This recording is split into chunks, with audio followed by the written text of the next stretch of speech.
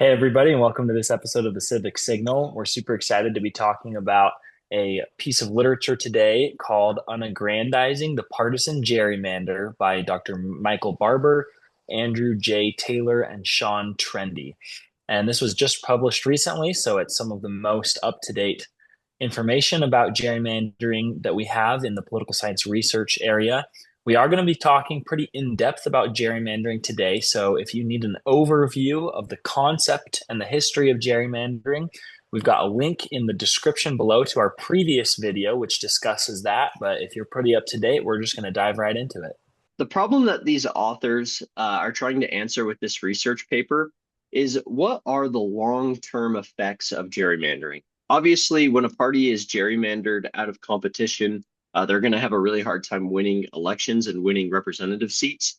But there are some theories that there are some downstream effects, such as those parties have a harder time fundraising because people don't want to donate to parties that are going to be less competitive. They also have a hard time recruiting good candidates because candidates don't want to run in those districts because they know they're just going to lose. So the authors kind of push back on these theories because they think that there are way more variables going into this than just how the maps are drawn. Population in the state changes all the time. The coalitions that parties have change all the time. The people who are voting go in and out of the voting rolls. There's different party reputations. There's incumbency advantages. Different candidates have different sways with the people. So all of these things could also confound these long-term effects. So the authors are really curious, are there long-term effects when it comes to partisan gerrymandering? Exactly. And as we mentioned in the previous video, redistricting happens typically every 10 years, once a decade after the census, when we have new population information on all of the different geographic areas within the state. They're looking at, are the effects durable throughout the decade? One of the problems that the authors faced, and that anybody who's studying or seriously discussing gerrymandering faces, is there's no uniform agreed upon concise definition or parameters or even method of measuring a gerrymander. Essentially, it often comes down to just looking at a map, eyeballing numbers, percentages, especially within the media or as we see things on social media. There's not any kind of standard, oh, it's got a gerrymander score of 10, so that's high. Because of this, the authors use a couple different methods to ensure that their results are going to be internally and externally valid. So the first way that the authors are going to measure a gerrymander is what's called the efficiency gap. And the efficiency gap basically measures which party wasted more votes across the state. So the way that it's calculated is a wasted vote is any vote for the candidate that lost, as well as votes beyond the majority for the candidate that won. And the equation is the efficiency gap is the number of Democratic wasted votes minus the number of Republican wasted votes over the total number of votes. And this orientation is going to mean that a positive efficiency gap means that there's a Republican advantage in the state because the Democrats wasted more votes. And a negative efficiency gap is going to be a Democratic advantage. And so if you remember to our last video, we talked a little bit about what packing and cracking means in gerrymandering. The efficiency gap does a really good job at measuring both packing and cracking, because if a party is packed into one district, that district, there's going to be a lot of wasted votes beyond the majority for the winning candidate in that district. But if a party is cracked across the entire state, then there's going to be a lot of wasted losing votes in every district. And so the efficiency gap does a very good job at measuring both of those gerrymandering strategies. Yeah, the other one that they use is called the mean median difference. So they take the average or the mean district vote share for the party, and then they subtract the median district vote share. So this is basically a way to just test, okay, is the average district the same as what we would expect to see out of a typical district? Or, in other words, are the outliers seriously dragging things out to one extreme or the other to favor the Republicans or the Democrats. And this one is oriented the same way. I think they calculated the Democratic vote share when they're calculating this. That way, that a positive number will be a Republican advantage, and a negative number will be a Democratic advantage. And then for both of these measures, a number close to zero is a pretty fair map. These two measures do a really good job at telling if a plan is gerrymandered, but we need to identify like which plans the authors are going to look at. And so the way that the authors do this is they use what they call a paired plans method. So they're going to look at plans that have been identified as a gerrymander, as well as similar plans either in the same state or in a state of a similar size and demographic that is not considered a gerrymander. And then they're going to look at how the efficiency gap and the mean median difference change over the course of the decade.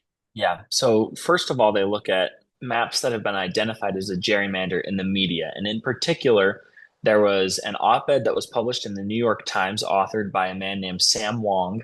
And he created an algorithm that would essentially determine under his parameters which maps were a gerrymander. And it was published. It was a big deal. It got a lot of traction. A lot of people discussed it. So that was kind of the principal media that they used. And then they looked at the academic side. There was a book published called Gerrymandering the State, Partisanship, Race, and the Transformation of American Federalism by Alex Keena, Michael Latner, Anthony J. McGann, and Charles Anthony Smith. This also identified certain maps that were gerrymandered. And then they looked at courts. Essentially, sometimes a court will throw out a map if it is gerrymandered along partisan or racial lines. And so they took all three of these different parameters, and they're going to use both of these tests to test all of these different maps. The first test that Sam mentioned that the authors conducted were using states that were identified in an op-ed in the New York Times by Sam Wang. And Sam Wang's algorithm identified some states that were gerrymandered and some states that were not. And right off the bat, it seems like the method in which the states that are gerrymandered are identified matters a lot, because some of the states that he identified and some of the states that he identified as not gerrymandered have very similar uniform representation for one party, meaning that one party is in control of that state and they're only sending members of their party to Congress, which suggests that there might be some gerrymandering in both the states that he identified and the states that he didn't. But his algorithm is what he used, and the authors are going to test whether his identified states show an advantage throughout the decade when compared to the states that Wang identified as not gerrymanders. So looking at this chart here, the graphs that have the gray circles are states that Wang identified as not gerrymandered, and the states that have the yellow triangles are identified by Wang as significantly gerrymandered. These charts are showing the efficiency gap, or how many votes are being wasted by one side or the other, who is being advantaged. So any point or line that is above the dotted line is representing a Republican advantage. 0 would be perfectly even and competitive, and then below the dotted line would be a Democrat advantage. Again, looking at these lines, this is beginning in 2008. The new maps begin in 2010 and then go throughout the 10 years of the new map. Many of these are converging toward or trending toward 0, whether they were gerrymandered or not. It's not the case for all of them, but it's definitely a trend that we can identify here that shows that long-term effects of these maps may not be as strong as previously thought. So this chart is the same setup. The only difference is that it's using the mean median measurement. So again, above the dotted line is a Republican advantage, and below the dotted line is a Democratic advantage. It seems like there is across the board a trend of Republican advantage, at least at the start. But as the decade goes on, the mean median difference starts to converge to 0 for most of these states. It doesn't really matter if they were identified by Wang as a gerrymander. So this slide here is our results slide. So because we looked at test 1, then we're going to look at this first chart here. And this chart is a difference of means tests. So they're statistically testing whether the difference in average efficiency gap of Wang states is statistically significant from the average efficiency gap of non-wing states. And again, for the mean median difference. So this number here is the difference in average efficiency gaps between the wing states and the non-wing states. Looking at 2012 for both the efficiency gap and the mean median difference, we see that they are not statistically significant. In other words, the gap that we see here, the difference between the average efficiency gaps and mean median differences of Wang versus non-Wang states, we cannot be sure is not due to chance. It's the same thing with 2020. The numbers trend downward, but we can't be sure of those numbers. Now, we do have a significant result in the efficiency gap when viewing all of the years over the decade for the Wang identified gerrymander states. In other words, the difference between the Wang states and the non-Wang states is about 2.9 in the efficiency gap, but there's no significant difference with the mean median difference, and it's also a fairly small effect. So these results suggest that while the states had an overall Republican bias, there was not a statistically significant difference between the states that Wang identified and the states that he didn't identify in the initial 2012 year or in the final 2020 year of the map's existence.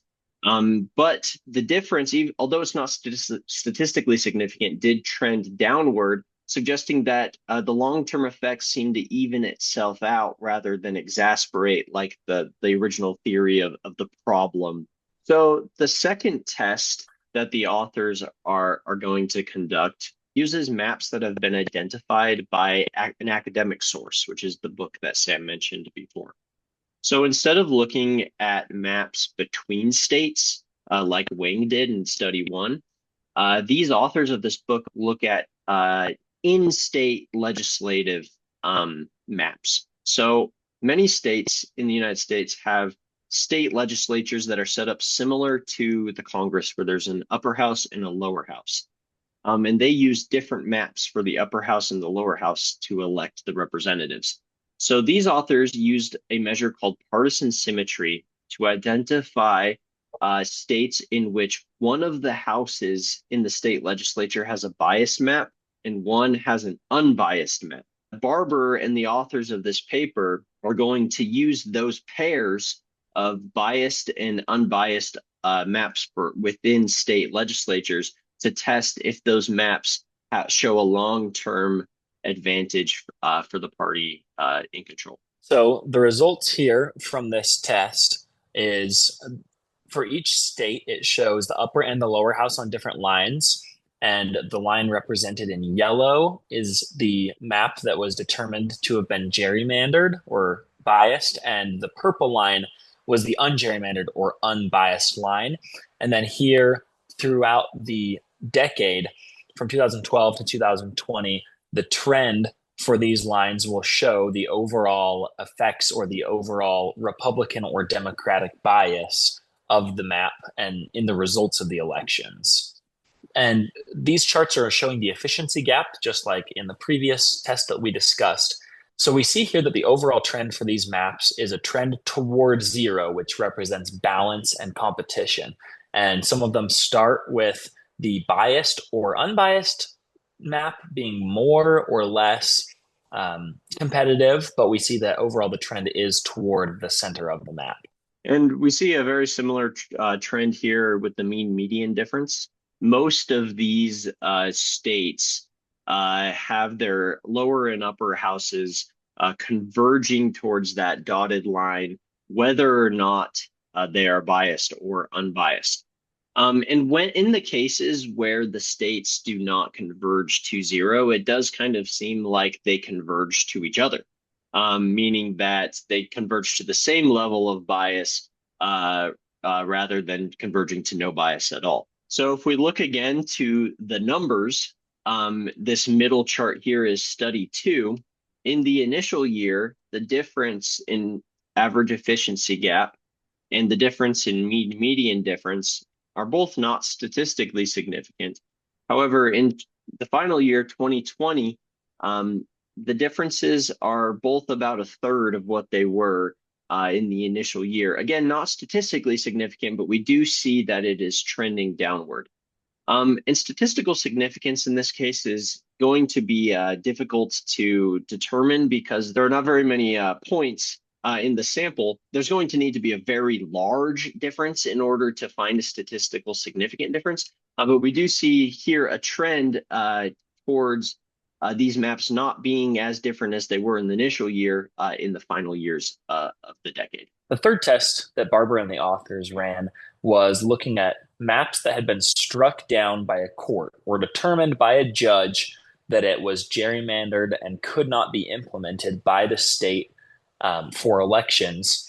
And then subsequently, a map was approved by the state legislature that was not struck down by a court that was used by the state in their elections. What the authors do is they calculate and they model what the results of each of these elections would have been had the first map remained in effect and not been struck down. And then they compare the efficiency gap and the mean median differences of those results to the results from the maps that actually were used and the election results that happened during these 10 years. So there are no figures to show for this third study. However, we do have the statistical results in this bottom chart. In the initial year 2012, the difference in average efficiency gaps is 7.92, which is significant, probably because it's such a large difference. And the difference in average mean median differences is 3.66, again, statistically significant. But as the decade concludes in 2020, the difference in average efficiency gaps goes down to 2.4, and the difference in mean median differences goes down to 1.85. And this again suggests that the difference between the gerrymandered maps and the non-gerrymandered maps decreases as the decade goes about. So as we look at the results from this third test and also reflect on the results of the first two tests, what we see here is a pretty similar story, which is that the effects begin at the implementation of the gerrymandered map, and then they decrease toward an even benefit to both parties by the end of the decade. Now, this isn't uniformly true. We still saw with the third test that there were statistically significant differences between the maps that had been struck down by the courts and those that had not been struck down by the courts. So this isn't to say that, oh, by the end of the decade, everything's just fine and perfect and there's no difference. There is a difference still, but we see that with the original hypothesis that the authors were questioning, the effects people thought would get worse over the course of the decade within the state, but that does not seem to be the case when we analyze things from this perspective. So the first thing that we wanted to discuss, and we mentioned it before, but it seems that the method and the analytics that we use to identify maps that are gerrymandered matters a lot. Sam Wang in the first study used his own algorithm. The authors in the book that we looked at in the second study use a measure called partisan symmetry. And then the courts are using their own legal tests. But it seems like the effects and the differences in the gerrymandered maps for each measurement of identification is different, as well as the states that were identified as gerrymanders were different with each method.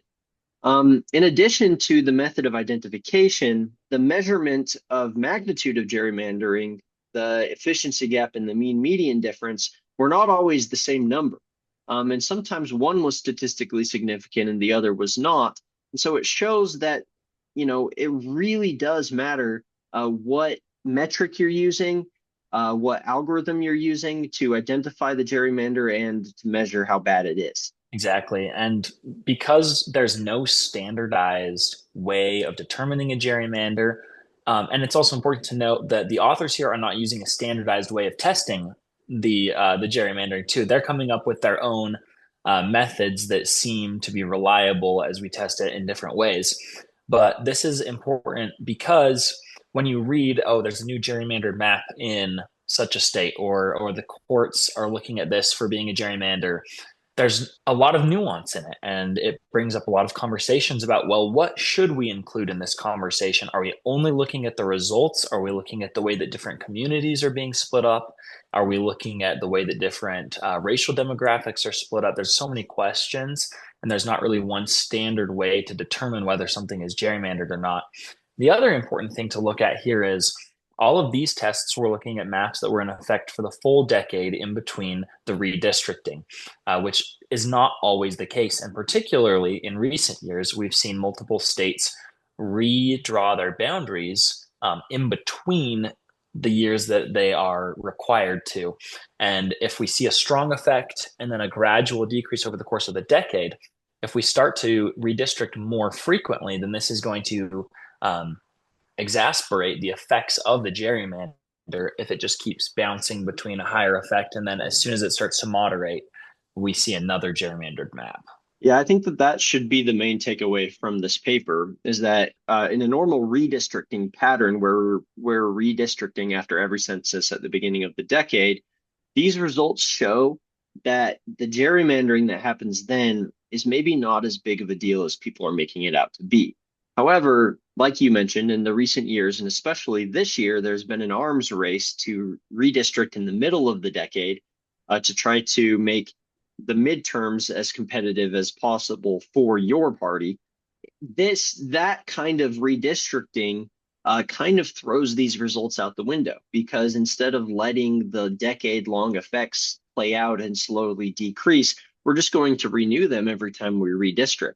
And so I think a huge question we should have as political observers is this mid-decade redistricting going to happen every 2 years, every time there's an election? Because that's going to be a significant change in the electoral map. While the purpose of this video is not to look at individual instances of gerrymandering or look at current events and call them out as good or bad, we do want to reiterate that if there's frequent redistricting in between the required times, and if they are done in a gerrymandered way, this is going to disenfranchise people, and this is going to be something that both parties, Brandon called it an arms race. That's exactly what it is. If you look at our previous video about people's willingness to break democratic norms, if they see the other party as being willing to do it, then they're going to pass it, and then the other party is going to pass them, the other party is going to pass them, and it just doesn't make for good politics for anybody, and it leaves everybody in a position that they're worse off with it than they would have been otherwise.